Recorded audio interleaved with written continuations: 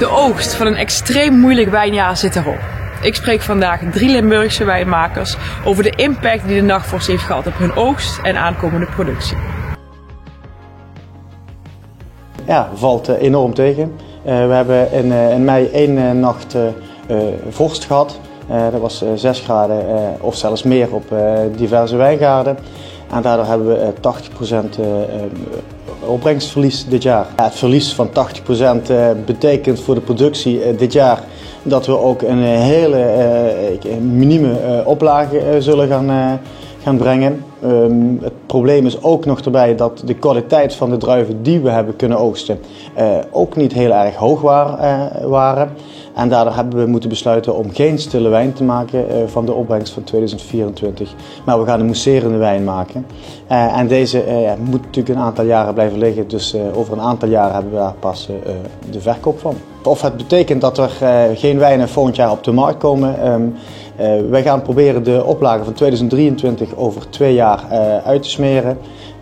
Wat ook zal betekenen dat nieuwe klanten, nieuwe restaurants dit jaar misschien niet geleverd kunnen worden. Want we hebben vaste klanten en vaste klanten willen we behouden en die gaan altijd voor. Voor de komende jaren gaan we proberen om dit tegen te gaan. Dus we hebben een grote hoeveelheid vuurpotten ingekocht.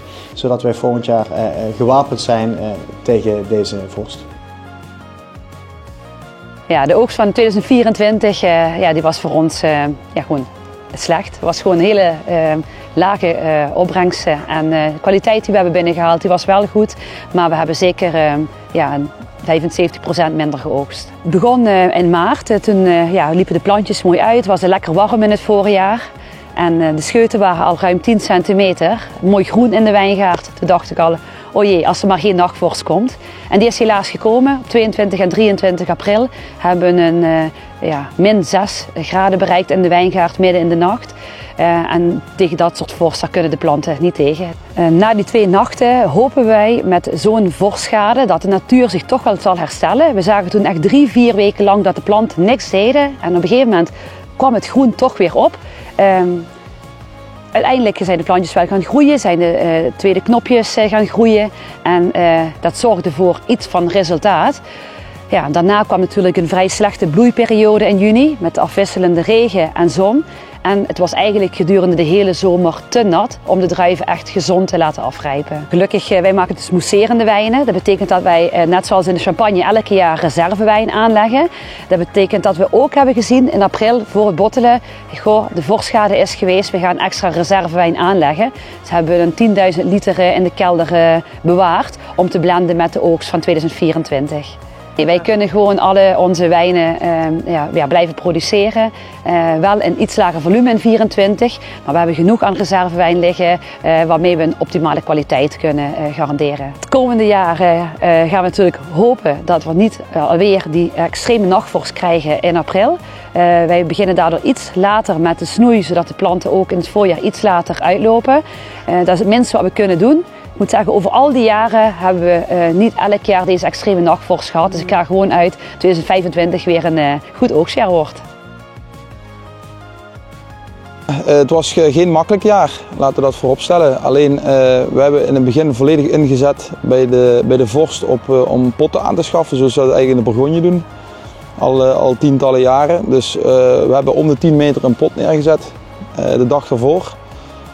'S Nachts met een aantal vrijwilligers hebben we die al aangestoken, dus we hebben redelijk de vorst kunnen tegenhouden. Daarbij is het zo dat wij op een helling zitten, op een zuidwesthelling. Meestal komt de kou uit het noordoosten. En je ziet dat hier een bosrandje is en dat duwt een beetje zeg maar, de kou omhoog en die valt dan later onder in het dal. Waardoor het niet zo koud is geworden als op andere plekken, zoals in het Heuvelland. We hebben misschien -2 gehaald, waar misschien in het Heuvelland ze wel -6 hebben bereikt. En dat heeft ervoor gezorgd dat wij toch wel een mooie oogst hebben gehad dit jaar. Ja, ik denk dat we ook zo'n 6000 liter in de tanks hebben. En ja, daar zijn we heel blij mee. Van de andere kant, als we een volledige oogst hadden gehad, 100%, ja, dan had ik ook misschien niet geweten wat er nog mee zou moeten, omdat het voor ons allemaal nieuw is. Maar voor ons is het gewoon het eerste jaar, dus wat we hebben eraf kunnen halen zijn we gewoon heel blij mee en we zijn zeer tevreden. Ik denk dat de Chardonnay op hout, die krijgt houtrijping, dus die zal in mei 2026 op de markt komen. Onze bubbel die zal op de fles gaan in volgend jaar mei, juni. En dan heeft hij nog ongeveer 18 maanden nodig om te rijpen op de fles. Dus de tweede vergisting krijgt hij op de fles, daarna laat hem nog liggen. Ja, ga eens uit dat het vanaf nu nog 2 jaar duurt voordat die zeg maar op de markt komt.